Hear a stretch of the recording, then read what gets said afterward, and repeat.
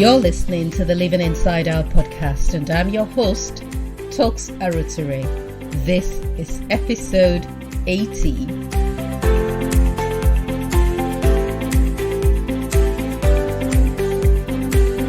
Welcome to the Living Inside Out podcast, where we believe your life is an answer to somebody's question.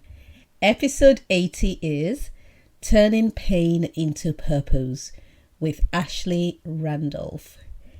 How are you doing? Well, I have an interesting, wonderful, amazing guest, and I had the pleasure of interviewing her a couple of weeks ago.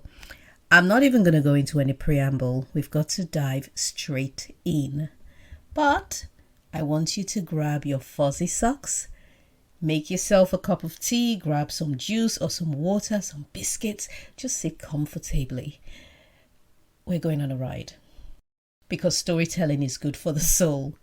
And I want you to listen to Ashley's and then come back and tell me what you think. And please remember to subscribe and share this podcast so we can get more people listening. Talk to you soon. Welcome to the Living Inside Out podcast. And today I am so excited to have a sister from across the pond, Ashley Randolph. And I'm going to read her professional bio. Mrs. Randolph is the founder of Glo Preemies and the co-founder of Alliance for Black NICU Families.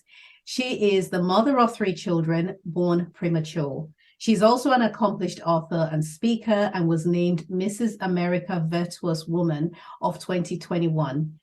She is also the first Black chair at California Perinatal Quality Care Collaborative based at Stanford University. Mrs. Randolph, a NICU parent, is passionate about advancing equity for NICU families of color and breaking barriers for all. Welcome to Living Inside Out, Ashley. Thank you for having me. I'm so excited. Thank you. I'm excited to meet you, and I really cannot wait to dive right in and even ask you, okay, so I've read your bio and I can see that you had 3 babies premature, and I can't even imagine for a second what that would have been like every single time. But we'll get to that in a minute. But how did you start, and why did you start Glo Preemies and Alliance for Black NICU Families? And I'm saying NICU because we don't use the term NICU in the UK. I don't even remember what it is we use, but it is, I know it's NICU, it's an acronym, but is NICU the right term? Because I have heard Americans say, my baby was in NICU. Is it correct? Okay. Yes. So it stands for Neonatal Intensive Care Unit.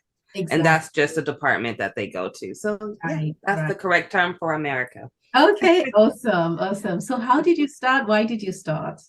Okay, so I'll give you a glimpse of my early childhood, and then that connects to where we are today.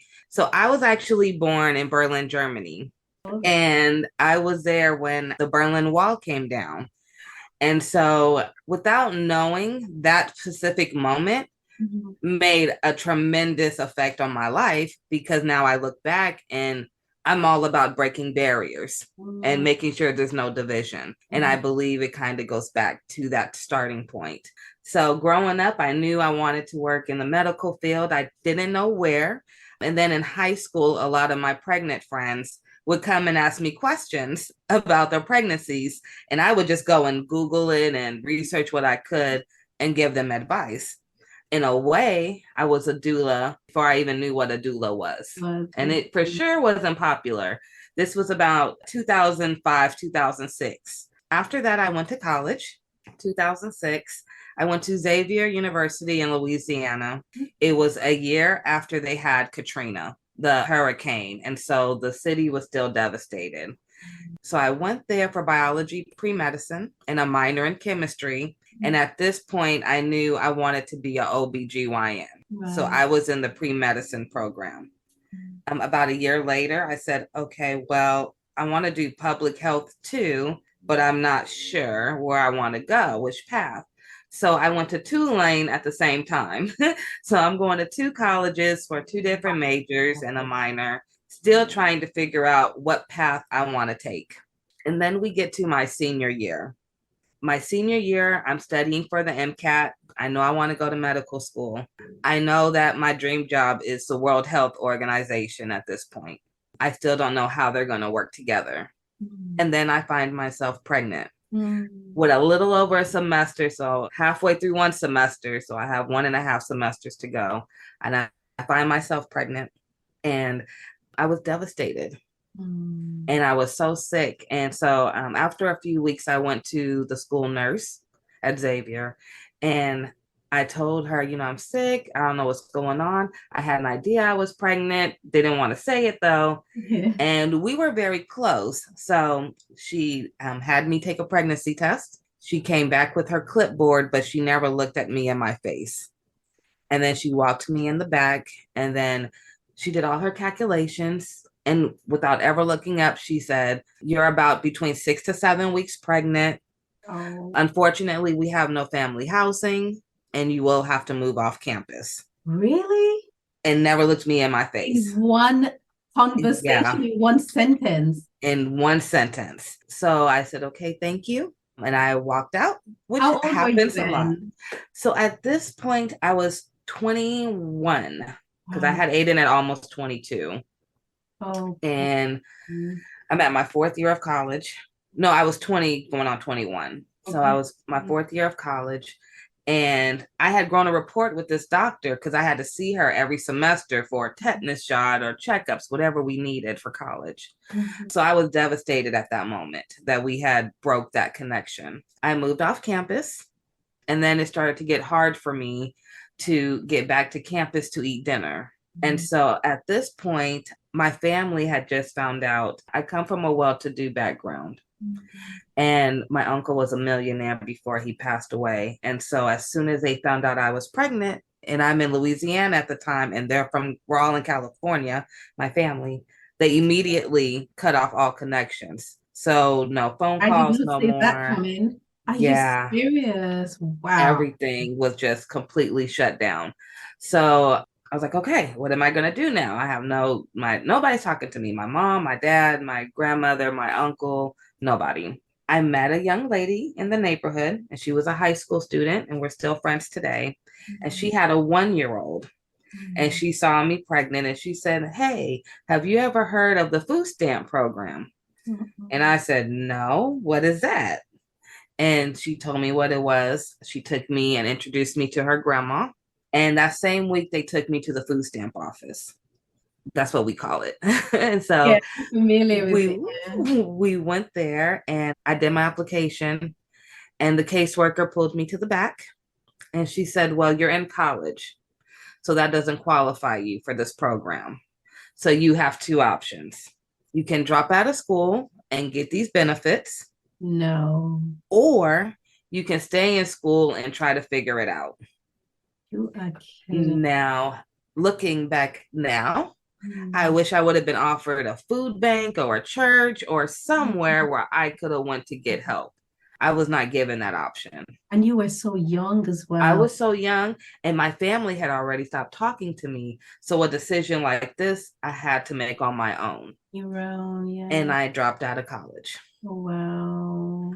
That broke my heart and I never went back up until this point, but I had other plans, I guess, in place for me. So I had Aiden and I was a little lost for about 4 years.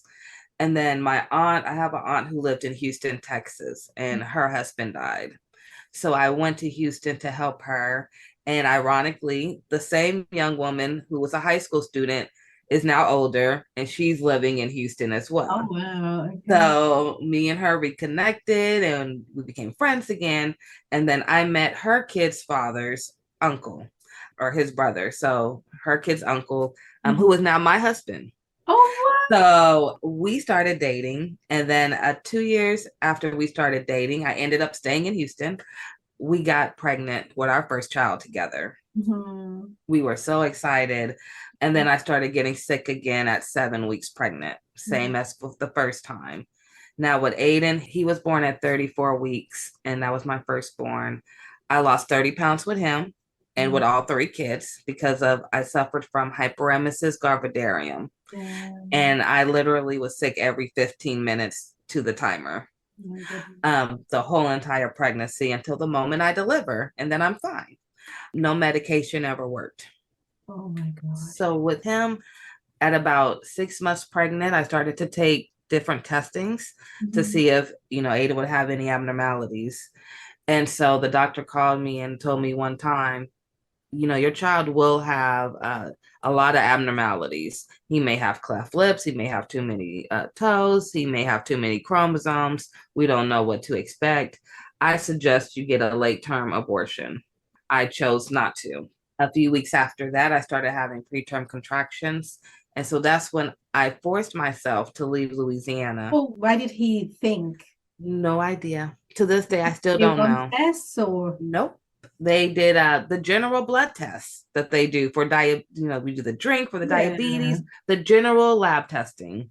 And that was the call I got, and no referrals was ever made.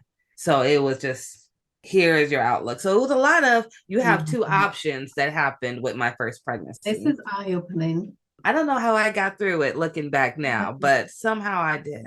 And so a few weeks later, I started having preterm contractions. And I left the state and I moved back to California, and I just showed up. Hey, family, I'm here.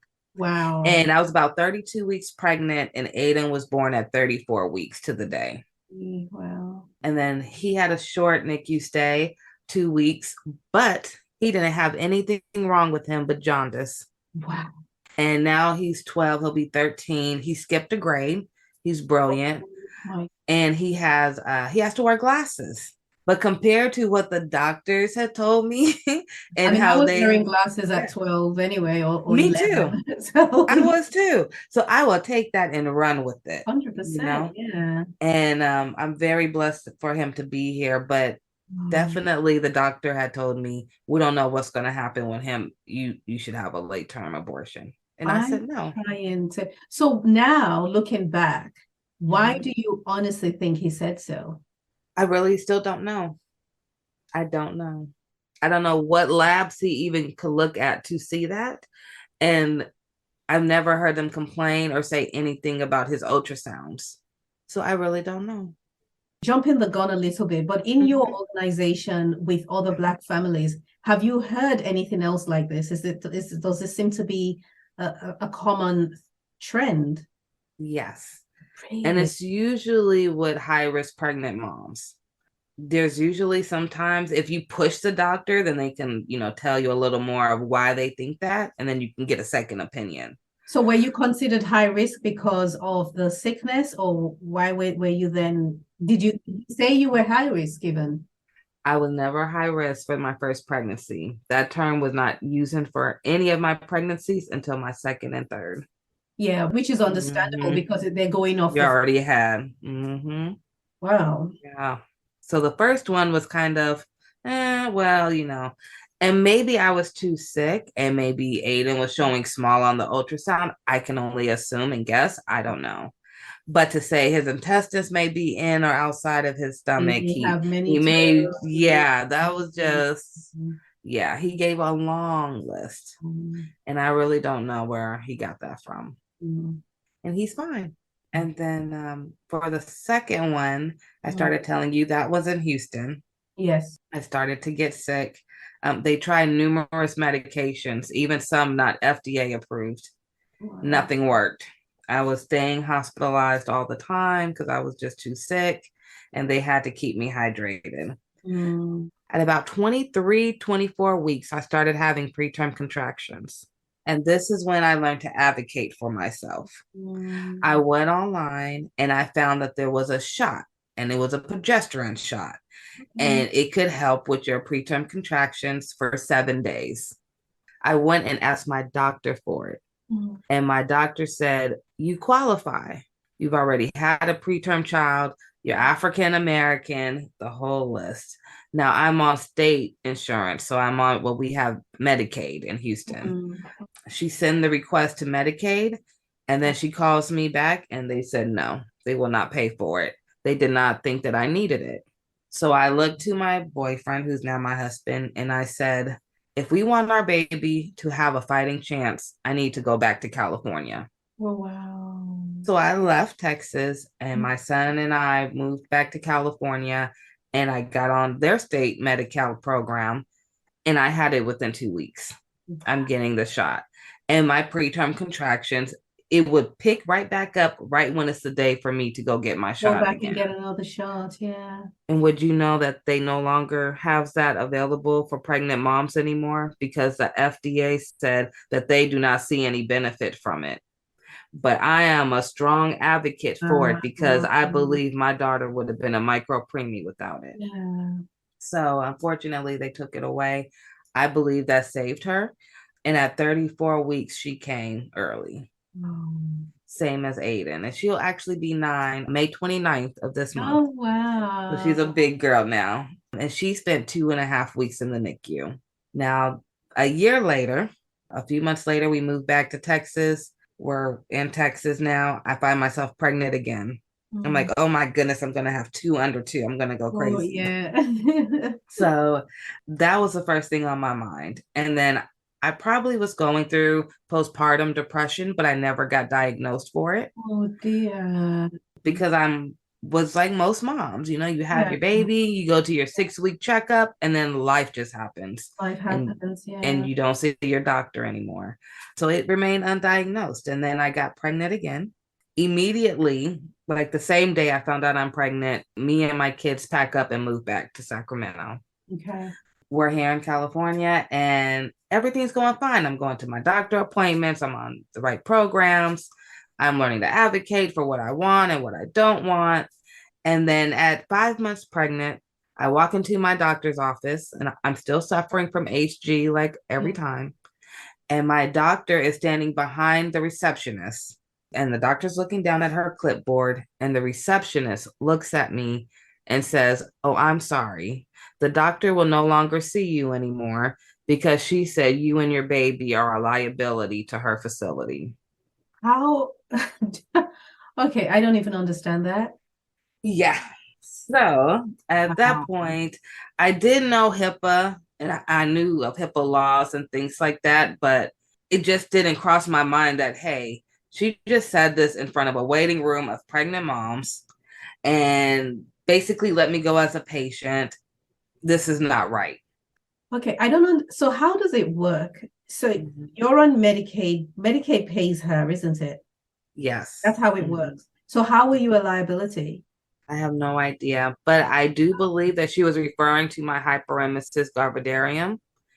And I believe that she just didn't want to deal with me. She didn't want to deal with it. She just didn't want to deal with it. She couldn't find a reason to fix it. And I was just a patient she didn't want to deal with. Yeah. And maybe she didn't know how to handle it and how to deal with it.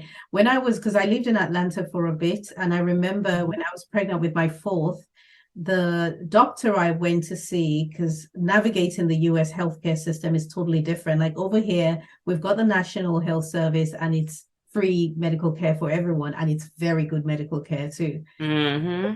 I'm over there and we know, it's commonly known that the US medical care system is very different from us, for example. And I finally figure out, use Google and everything, and I find a doctor. And the very first thing she said to me was, "I induce all my patients." Because, yeah, that was what she said. She goes, "I induce all my patients because I want to be in control. I have never had a lawsuit against me, and I'm not about to start now. So I'm going to induce all my patients because I can plan my calendar and I can plan for your birth. And if there are any surprises, I'm able to deal with it."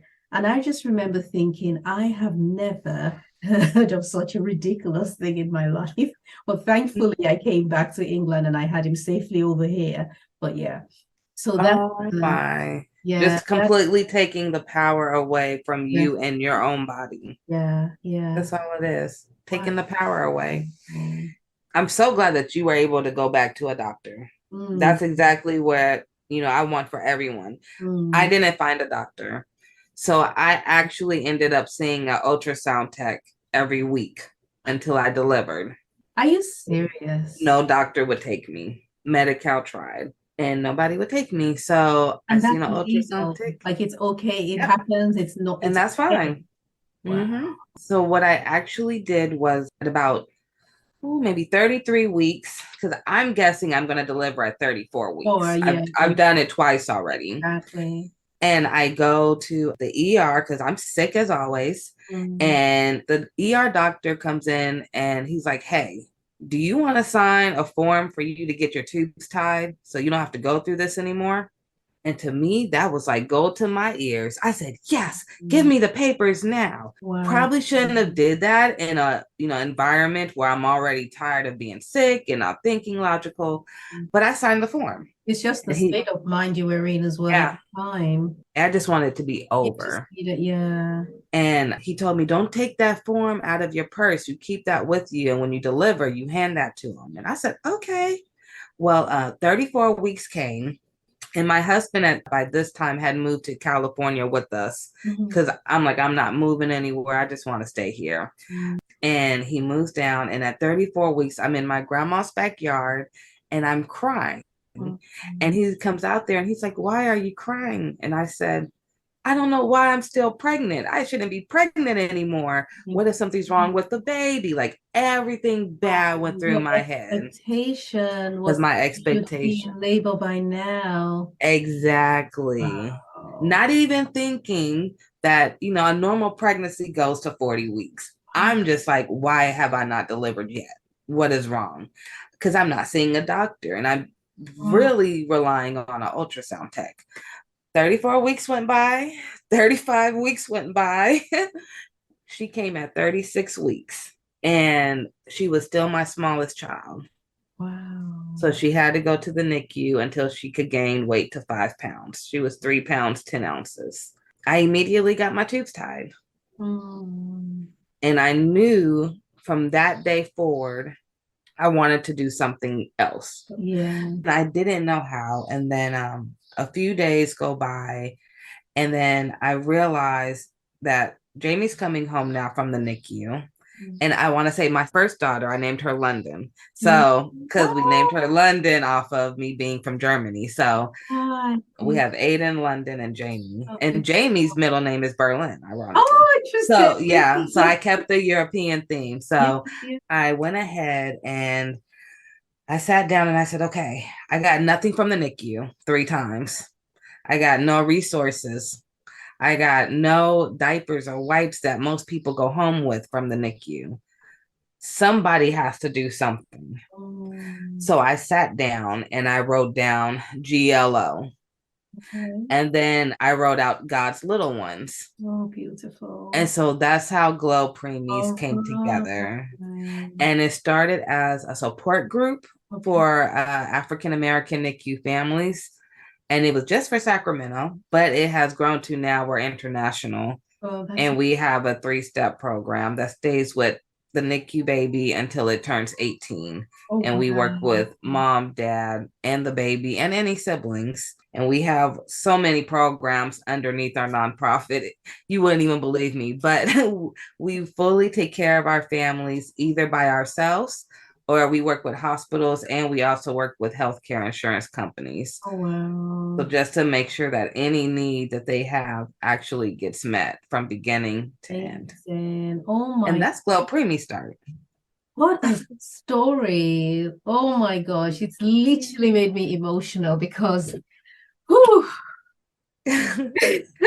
Yeah, trust me, I get angry sometimes thinking about it. That's why I wrote in my book, Black, Pregnant, and Shamed. Yeah. And it took me almost 3 years to actually write it.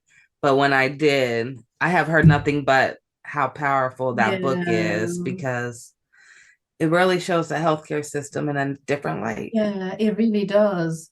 And I'm trying not to be cynical. I'm trying to have an open mind, but it's so hard. And I'm just imagining, the range of emotions are being 21 and pregnant, and then your family cutting you off. Yeah. I have a 23-year-old, a 22-year-old, and a 20-year-old, and a 15-year-old. And I can't even imagine my 23-year-old on his own. They're all boys, but I can't imagine him being on his own without us. I want him to be independent, and he is quite independent. And so is the second one. But I just can't imagine them feeling that they don't have us, they don't have. Yeah, I'm the same way. So, right. So that's one. And then at that age, you're still developing mentally and emotionally. You're so young and you're impressionable as well. And the way that you're treated can easily become an instruction to your soul to say that's how you deserve to be treated at that young age. Now, if you had this experience much later in life, in your 40s, you just, it'll roll off your back, you wouldn't think much of it. But to have that experience as a child, it can change the trajectory of your life, and the way that you think. So I have 10,000 questions. Yeah, I knew you would. So how do you feel? So you started the organization, you started both organizations, and you're helping people, and it's bringing, no doubt, is bringing a sense of satisfaction and joy to you. How do you look back now? When you look back now, how do you feel honestly about your experience? If I look back now, and I do it all the time, I self-reflect almost daily. We're the same. And yeah, I love self-reflecting, and I think it just makes you a better person overall. Yes. But I look back and I know for a fact that I have lost my mom and dad. I lost my mom in 2019 and my dad in 2020. And what I experienced from 21 to 25 years old is probably the hardest thing I ever went through. And luckily, that part of my life that was so hard for me to overcome, and I felt like there would be a no end. There was no light at the end of the tunnel. I just knew my life was over. I'm trying to get back in the good grace of my family, but to them, it's like, oh, she was the one who was supposed to be a doctor, but she didn't. And now she's just a mom. And it was as if like a mom wasn't a cool title to have, I was a letdown for the family. Wow. And it was very, very hurtful, but it was the strength I got when I overcame all of that that helped me with my parents passing. So now I feel that there's nothing I can't handle. Wow. Which is why I think it's easier for me to advocate. Yes. Because I really remember when I couldn't advocate and how much it put me in a box that I thought I would never get out of. And I don't want nobody else to be put in a box. And I don't for sure want them to get stuck in that box. So looking back, I overcame what a lot of people don't, though. So that's right. I realized that. It's funny because currently I'm running a series on the podcast on navigating trials. And it all started because I use my life as a classroom and much of the conversation. So I've only been having guests for the last few months. I think you're probably like guest number 4 or something, I think. But so congratulations and thank you. So proud of you. Good. Oh, thank you. But I've been recording the podcast or hosting the podcast for about 3 years. And it's really just my life's experiences and my thought processes as I navigate life that I share on the podcast. And so currently I've been talking a lot about trials because I had the last half of last year was really challenging, or maybe the last quarter of the year leading into the early part of this year was challenging for me as a businesswoman. And I was trying really hard to make sense of it and to get past it. And so it's my thoughts as I'm understanding the journey that I share. And so currently I'm talking about trials and navigating trials. One of the conclusions I reached was every single person goes through difficulty. Everyone does. Now, I'm also toying with the idea, and I say toying because I'm sort of convinced 95%, and I don't want to put a stamp on it and say this is definitely the truth so that I don't mislead people, but I'm toying with the idea that pain is pain. So stay with me for a second. I know that there is worse pain, pain does come in different intensities. So pain does come in different intensities depending on the circumstance and the situation. But at the end of the day, we're all going through, or we all have to experience a level of pain. It's just that our pain comes riding on different horses. So for some people, it's health. For some people, it's finances. For some, it's relationships. Not for some, it's mental trauma. But at the end of the day, there is a pain that we all have to deal with. Mm-hmm. So that's kind of where I'm at the moment, is just, and then the conclusion again off the back of that is the best thing to do is embrace the pain. Yeah. Right? Because it's not going anywhere. Well, we're not constantly in pain, but no one is exempt from it. So the best thing to do is to embrace it. And embracing it doesn't mean you settle and say, well, it's here, this is as good as my life's gonna get. You don't settle, but you accept that it's there, but you're also empowered to handle it and to deal with it. Because I found myself waiting for the pain to end and postponing my plans and saying, at the end of this, when this season comes to an end, I'll finally do XYZ. But then I did not envisage that it was going to take months, right? And I don't know if you've heard this before, but I've heard people say, and I don't know if this is true or not, and I'm not even accepting it as true, but I'm accepting it as logical or sufficient for us to handle life. Like, it's, some of these aphorisms that we get that are just help us to navigate life and help us to accept what we don't understand. And it is that life is 50% hard and 50% easy, and that's what the balance is. Whether it's true or not, I don't know, but let's assume that it was true. Imagine if you had 90 years to live on earth, and 45 of those years are going to be hard years, and the other 45 would be good years. But then you're waiting for the pain to end before you start doing what you want to do. But then God has given you 90 years to fulfill your purpose on earth, and it's going to take 90 years for it to be fulfilled. It then means that you've taken something that should last for 90 years or should take 90 years, and you've tried to squeeze it into a 45-year period because you spent 45 years waiting for the pain to end. Yeah. And so you find that many people get to the end of their lives and, I wish I had done this and I wish I had done that. The point I guess I'm trying to make is that we can grow through the pain, and regardless of how hard it is, I know there are seasons for waiting and there are seasons to rest and look after ourselves, and seasons to just be in a tranquil, still place. But we must also learn to grow through our pain. And I feel like that's what you've done.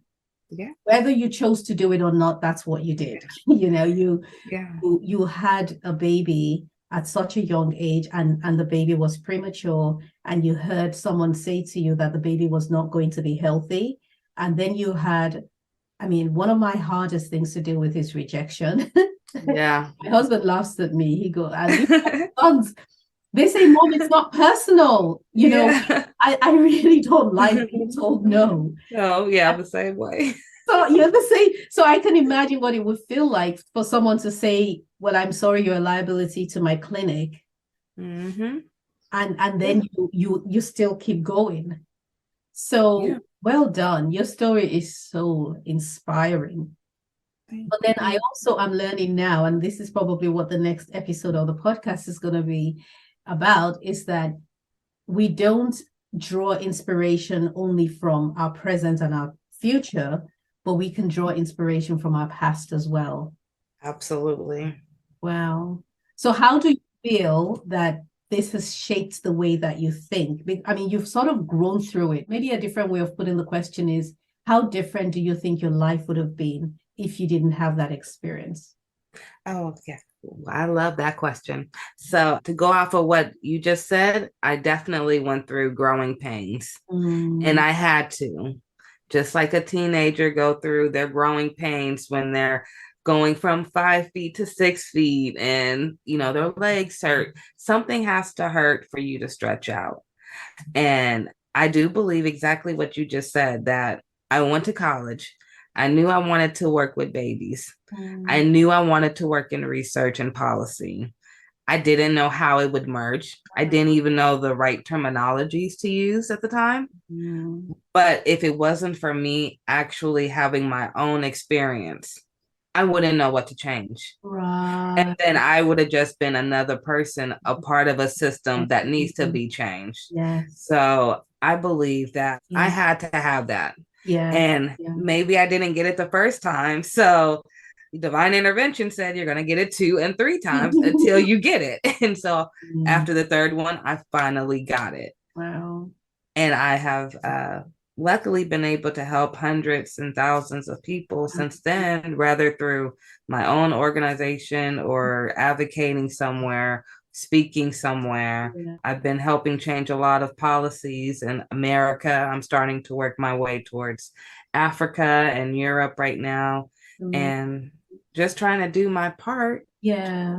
And I think, yeah, I just had to find my way. And once you find your way for anyone, I Yeah. think everybody has a special place. I agree. And once you find it, and especially like you said, you may find it in those pains when they hurt. Those are your moments to find out what are you really supposed to do. So Mm-hmm. I love that. Oh, you've done so well. Well done. How does the organization get funding? The first maybe 6 years, I Mhm. didn't take any funding. So Okay. I did my income taxes every year, and I used that to hold the organization together for a year. Then in about 2020, 2021, I started taking our first funding.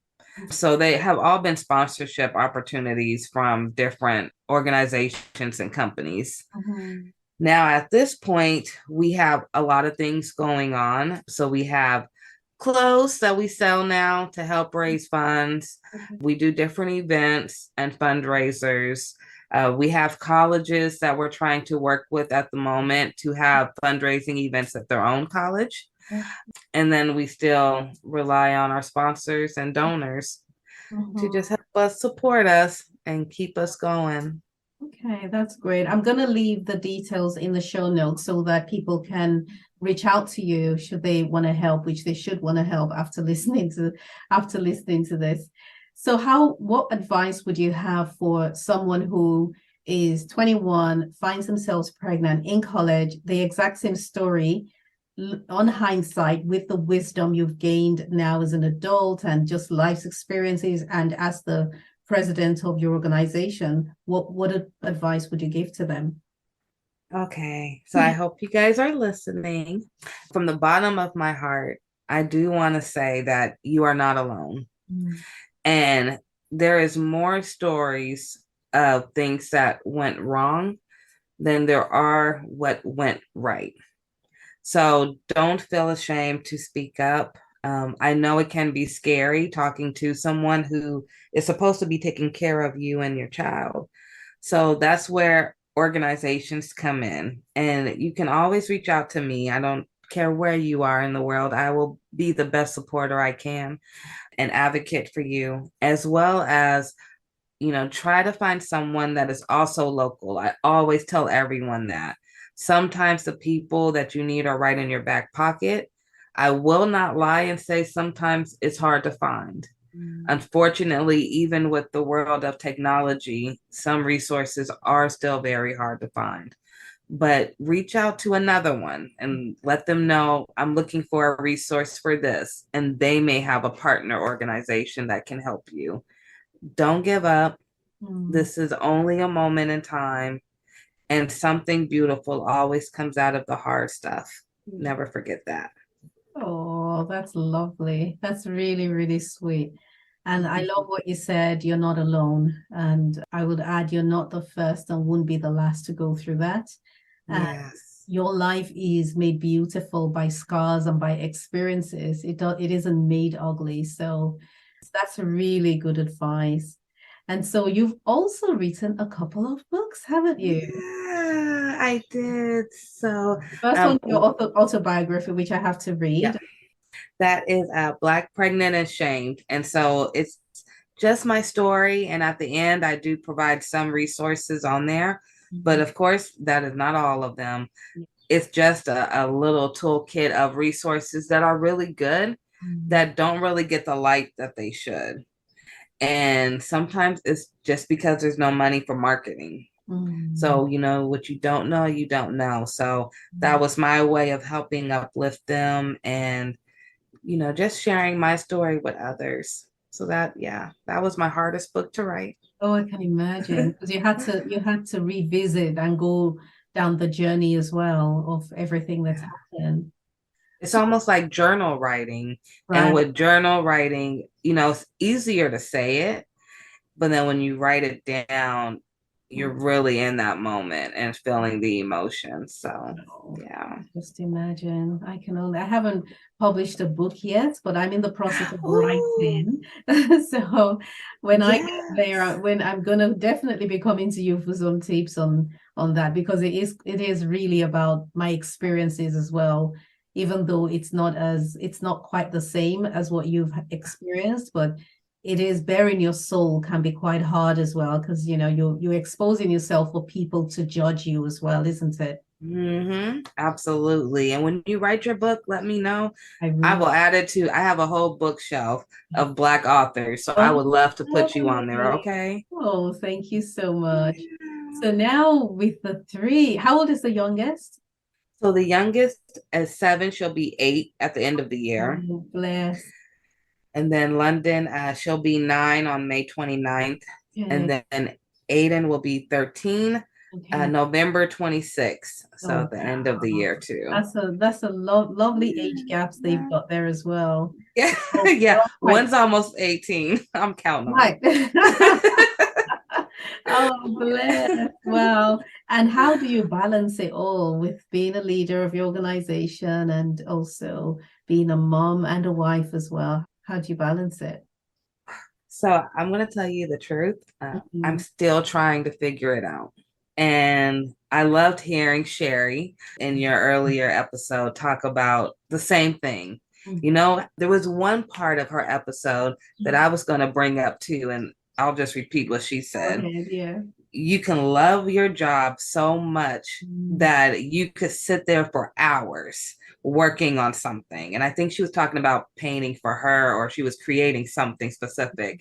And for me, it's always in my computer. I'm always creating a new form, a new webinar, a new class, Mhm. connecting with somebody. I'm always on front of my computer. And I love what I do. So just like her, I start my days at 3 a.m. Pacific time. And that's because I usually work with people all over the world. So our Oh, times are time so, zone. yeah, like yesterday I had to call with a hospital in Nigeria that we work with. So I have to be flexible for a lot of people. And I'm working on sleep patterns, trying to get more sleep in. Right. But like her, like Sherry said, I can start at 3 a.m. And then by 5 p.m., I'm still on the computer and I'm like, oh my goodness, I have to go pick up the kids, figure out what's for dinner, Yeah. make sure everybody take baths. Yeah. And I'm still thinking about what I want to finish doing Mhm. because I love it so much and it's not stressful to me. Yeah. Literally, I'm still trying to figure it out. I do make calendars and it may sound bad to people who aren't business minded situations, but I actually put in my calendar times to wake up my kids. Oh, right. So I have an alarm that says, hey, it's 6 a.m. Go wake up the kids. I have an alarm for what time, hey, it's time for them to go to school. And I know, okay, everybody's time to get in the car. Yeah. Same thing to pick them up. And then any appointments or anything that I need to do for the family, I Okay. schedule it in That's because I will lose myself in my work. Yeah, but that's a blessing that you love what you do. Not everyone has got that benefit or rather that privilege. So loving what you do is amazing. Being a mom, and I'm sure the children know the value of what you're bringing to the world, and they understand what's going on. And do you involve them at all in the business? Do they ask questions? They are all the way involved. So we have what's called Glo Preemies TV network, and Okay. anyone can find it on Vimeo or Roku or on our website at Mhm. Glo Preemies. And the kids have their own podcast shows. They have their own cartoon shows. Oh, really? There's a Halloween movie, a Thanksgiving movie, and a Christmas movie. Wow. We're at 67,000 viewers at this moment, and we started it a year ago. So, and we're just going to have more episodes and more different type of shows coming. Amazing. But is my proudest accomplishment is the one with my kids. So I love our Glo Preemies TV. There's about 100,000 Black babies that are born in America every year. And Mhm. so seeing 67,000 families watching it, That's amazing. is like statistically, it's like, oh my goodness, That's thank you. huge. I'm doing something right. Yeah. So I invite everyone to come. And if anybody has a show and they want to put it on, we have shows geared for moms, shows geared for dads, Wow. some just NICU educational based, and then Yeah. we have our afternoon shows for the kids. Excellent. Oh, So that's so everyone's good. involved. And the Yeah. links to everything is in the show notes as well. So Yeah. we can check that out. I've heard of Roku. I have to confess, I'm not familiar with it. I don't even know Okay. if we have access to it in the UK. I think we do because I've heard of it. So I will check that out. This has been Okay, thank awesome. So now you. I am really curious about Berlin. How come you were born there? Yeah. My dad was in the Air Force. Uh-huh. And so he actually wanted to go somewhere else in America, but he got chosen to go to Berlin. Okay. So him and my mom got married after high school, and then they went to Berlin. And about a year later, I came. Mm-hmm. My mom has pictures of my dad walking. Well, I have them now of my dad walking on the wall. One piece of the wall he's walking on top of, and the other part you can see them breaking it Breaking down. it down. Oh, Yeah, and yeah. I was sitting right there as a baby, and it was snow, and I just have all the pictures. Luckily, I was in the newspaper there when I was born, so I have that clip, Okay. and I have two birth certificates. Yes, So I don't I understand don't know what how. happened. Yeah, I don't know how that happened, but my name in Berlin is Ashley Rochella with an Okay. A at the end, but in America it's Ashley Rochelle. So Ah. I have two different names, fun fact. And yeah, I always talk about it. I Oh, tell my kids I had dual citizenship till I turned 18. And unless they change the laws, I believe all my kids and their kids can get it too yeah. until they're 18. And it was amazing, That's to grow up and say, amazing. I'm in two countries at one time. So Yes, yes, yes. yeah. That is very, very unique and very different. Love that. Thank Love you. everything about it. Okay, Yeah. so Glo Preemies, what's the website? How can Okay. we find you? What are the social media handles? Okay, so it's Glo Preemies on social media. And if you're looking for the Alliance for Black NICU Families, theirs is Black NICU Families on social media sites. Okay. So just Black NICU Families. And then for websites, it's glopreemies.org. And then the other organization is blacknicufamilies.org. And Perfect. then you can find me in those places. And if you type in Ashley Randolph, Glo Preemies, or Alliance for Black NICU Families, Mhm. there'll be multiple things on Google. And there's Mhm.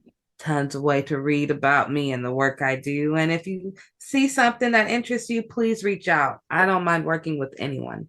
Oh, awesome. This has been an amazing conversation, Ashley, and I feel Oh, like we're going yeah. to have to do this again. Yes, me So I too. told you I had 10,000 questions, Yeah. but I don't want to go too far beyond the time so that people listen all the way through till the end. So this has Perfect. been a joy to have you. Thank you so very much. I've been inspired. I think this is the first time I've been on the podcast and literally felt moved to tears, perhaps except when I told, maybe from my very first episode when I told my story, or the second one, and that sort of got me a little bit emotional.